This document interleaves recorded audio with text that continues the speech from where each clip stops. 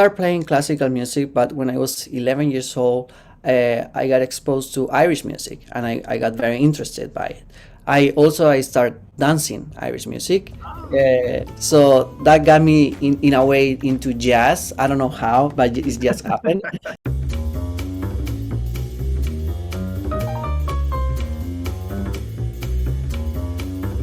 Hey everybody, Mike Jeffers, and welcome to another episode of Around Town. And on this episode, we are very excited. We have Brian Urra. He is coming into town. He is part of the Bridges competition, which is a composition competition at Ravinia, part of the Steans Music Institute program. It is actually happening. The actual competition performance is June 6th, but he's coming in May 30th, and he'll be in town until June 7th. He's going to be working with Billy Childs, Rufus Reed, and Steve Wilson, and we're going to talk all about this Bridges competition. It's fantastic.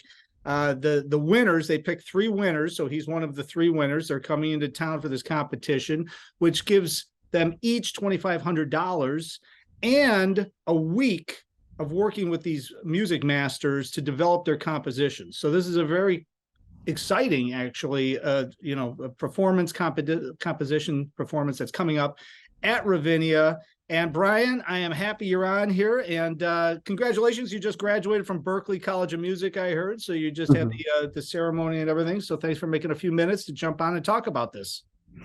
Yes, sure. Thank you so much for this interview, and I'm happy to be here and talk about like the competition, the composition, and also my background. So thank you. Absolutely. Let's talk first off about the competition, because it's the Bridges Composition Competition. That's a mouthful, by the way. So yeah. Bridges Composition Competition. And it's part of they call it the Bridge because it's the Ravinia Steans Music Institute's jazz and classical focused composition competition. Yeah. And they've been doing it for a while, but I'm glad that we're talking about this, because I'm all about developing and helping other people learn about these developing artists, which is exactly what this is going to do. And then you get to work with these jazz masters that you're coming in town to develop your compositions and be able to put them out into the world. So let's first off talk about, how did you find out about the competition and what interests you about it? Yeah, I hear about this competition from the jazz comp department here at Berklee, from the Insititute. She was one of my teachers here, and also from Billy Childs, because I had the experience of playing his music with one of the ensembles for 3 semesters, maybe more. So he was the one who told us about this competition. So that's how I hear about it. I got very interested because Billy's music is so incredible, it's so beautiful, and because I was playing it also, I got more involved in his world. So when he mentioned about this competition, I Googled it, I check out the composers, and it's very interesting to have these kind of bridges between classical and jazz. So that's why I apply for it. So yeah. So you play violin. Yeah.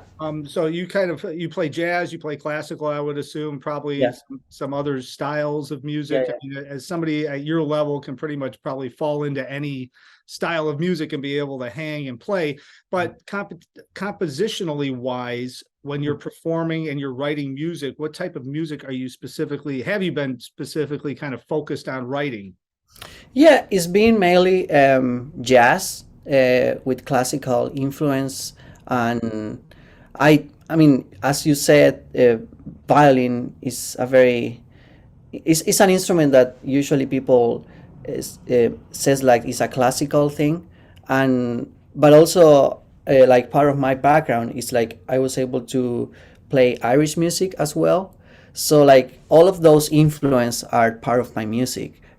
Also like the Chilean roots that I have. I'm from Chile, so like all of that is part of my music, and the music I compose is related to that. So it's all connected.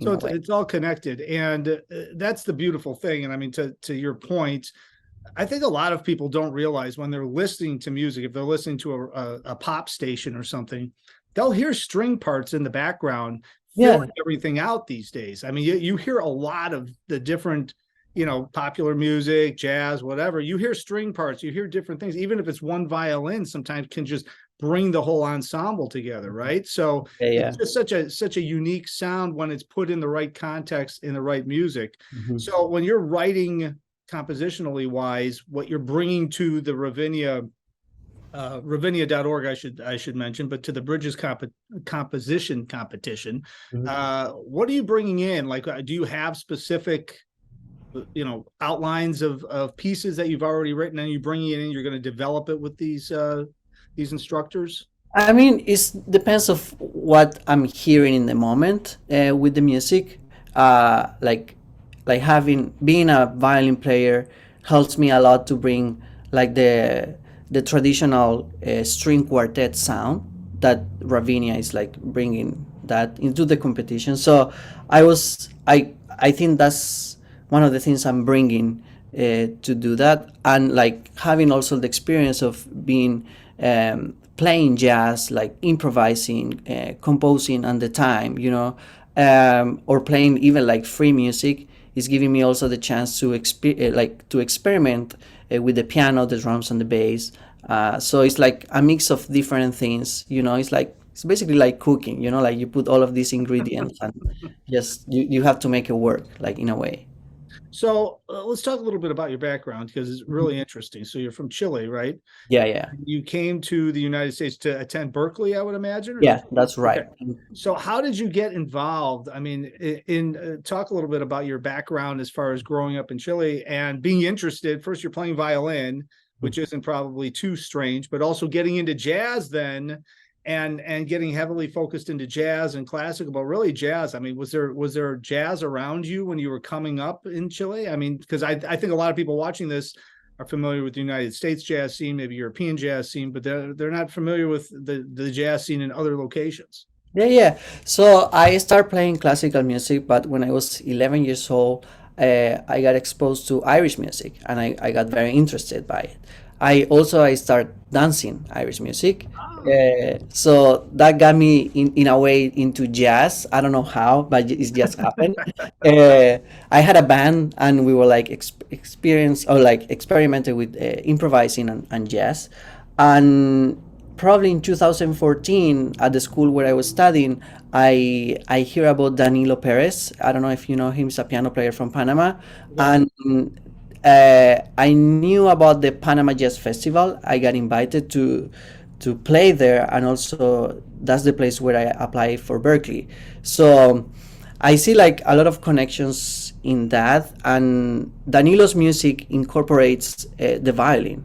So I was like, oh, I think this is what I want to do. Like, sounds really good. Like I want to like do this for the rest of my life. I want to compose music. I want to play it. So that's how I got involved to jazz. Uh, um, so I came to Boston, and there is a big scene and a lot of opportunities for my instrument to be here in the jazz world more than back home. Yeah. So are you with violin especially, and I think with Irish music, there's improvisation happening in Irish music, to a certain extent, right? But Mhm. there's written out parts and things like that. Obviously, classical is written. But Yeah. I mean, how did you learn the improvisational side of it? Because a lot of people, especially a lot of classical players, when they try to do the other thing, even if they have tons of chops and they can play violin unbelievably well and they could be first chair in every symphony they're in, when it gets to the improvisation thing, they have no idea what they're doing. So how does your brain work, and how did you get involved with, like, what was your big influence as far as improvisation when it comes to your instrument? Yeah, so the one of my biggest influence at first it was Zach Brock. He's a violin player Sure. of Snarky Puppy. So I was able to like listen his albums, and I was like, wow, I was like mind blowing. Like I was like, I want to play this. I want to be able to improvise. So I got into the school, and I was just like, of course, like transcribing a lot of like bebop players, like Dizzy Gillespie, Charlie Parker, Bud Powell, and also like get to know other violin players from that time. For example, Staff Smith. Mhm. Uh, this is they are the big influence in my playing, and also Monk, And so yes, like basically just transcribing and learning a lot of piano as well, helped me a lot to improvise. So just developing your ear and building off of that. And because there isn't really like, here's a well, maybe there is now, I don't know, but back in the day there wasn't a Jamie Aebersold, here's a violin, here's how to improvise a violin. Now no, you have I to don't put the think. whole thing together, right? Yeah, I don't think it works like that. And also, here at Berkeley, I learned from. I mean, I was learning from the violin teachers, like string players, but also I had classes with like saxophone players, trumpet players, Yeah. bass players, piano players. So it's like a combination of everything. Yeah, which is really, I think, kind of interesting, because I think that if you're really structured when you're learning something and you're learning the fingerings and you're doing it a certain way, a lot of Hmm. times you fall into the habit, I guess you would call it, of not thinking outside the box, trying to create a sound. But Hmm. in your case, you're trying to create a sound. If you're transcribing Charlie Parker and things, you have to try to create, how the heck am I going to do that on Yeah, the and the right? point, it's like it's a Yeah. whole thing. It's a whole thing. Yeah. Yeah, I mean, well, and of course, Chicago's well-known Johnny Frigo, who's a yeah, legendary violinist from yeah, Chicago. yeah, yeah. He's great. He's great. Everybody knew him too. So I mean, there's a history of violin in jazz for sure. And I'm so glad that you're continuing the tradition. So you're Hmm. going to be coming in. Another reminder to everybody listening to this: May 30th to June 7th is actually when the winners are going to be in town working with Billy Childs, Rufus Reed, and Steve Wilson, who are unbelievable. But Hmm. then you can actually, as the public, can go to the concert on Tuesday, June 6th, and see what happened throughout the week and what kind of compositions are put together for this competition. So I'll give you all the information: ravinia.org, 7:30 p.m., June 6th, Tuesday. It's in Bennett Gordon Hall. So I think most of you are familiar with Ravinia and the Bennett Gordon Hall. It's an incredible place to hear this type of music. So I'm going to encourage everybody to go check that out. And of course, more information about Brian. He's got the greatest Instagram handle, I think, at Brian Fiddle. Just Instagram at Brian Fiddle. And of course, we'll link up his website down below as well. Brian, thanks so much for jumping on today. It was a pleasure talking to you, pleasure meeting you. And do not be a stranger, because I think, you're gonna continue to grow in this jazz field, and love to talk to you more when you come back through town, and maybe even headline somewhere here in Chicago in the near future. Yeah, of course. Thank you so much for this. Yeah, I really enjoyed it. Thank you. Absolutely. And of Yeah. course, I'd like to thank everybody for watching. As I always say, all the information is at chicagojazz.com. And until next time, hopefully I will see someone out on the scene.